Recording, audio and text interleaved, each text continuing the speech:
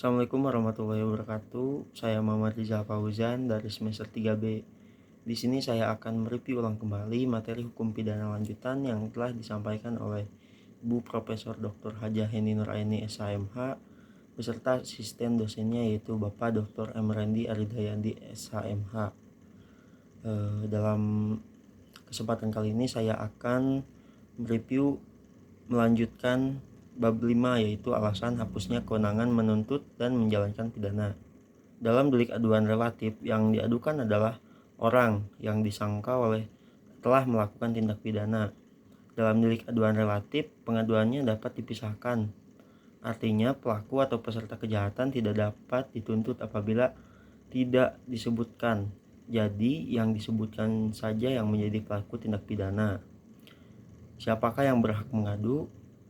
Berdasarkan pasal 72 dan pasal 73 KUHP, dapat disimpulkan bahwa yang berhak mengadu adalah orang atau mereka yang terkena kejahatan. Misalnya, pasal 319 KUHP, penghinaan, tidak akan dituntut jika tidak ada pengaduan orang yang terkena kejahatan. Dan pasal 322 ayat 2 tentang membuka rahasia.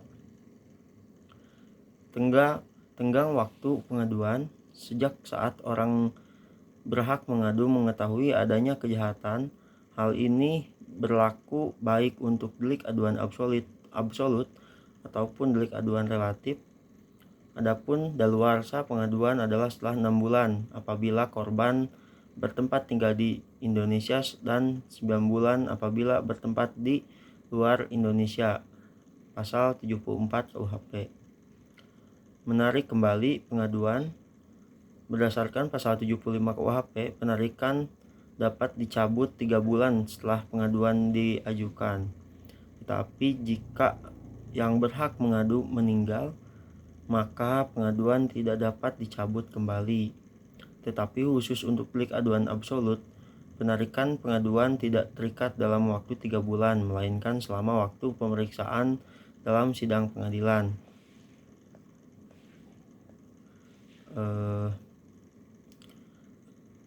Ne bis in idem diatur dalam pasal 76 KUHP. Istilah ne bis in idem atau nemo debet bis pexari yang berarti tidak atau jangan dua kali yang sama. Dasar atau ratio dari asas ini adalah untuk menjaga martabat atau wibawa pengadilan, untuk kepastian hukum bagi terdakwa yang telah mendapat keputusan hakim. Syarat-syarat ne bis idem. Yang pertama ada putusan hakim yang mempunyai kekuatan hukum tetap. Yang kedua, putusan yang dijatuhkan berlaku untuk orang yang sama. Yang ketiga, perbuatan yang dituntut kedua kali adalah sama dengan yang pernah diputus. Matinya terdakwa. Pasal 77 KUHP. Kewenangan menuntut pidana menjadi hapus dengan matinya terdakwa. Hal ini didasarkan karena subjek hukum pidana hanyalah orang, sehingga yang dapat mempertanggungjawabkan suatu perbuatan yang berupa tindak pidana hanyalah pelaku tindak pidana tersebut. Mungkin cukup sekian. Billahi taufiq wal hidayah. Wassalamualaikum warahmatullahi wabarakatuh.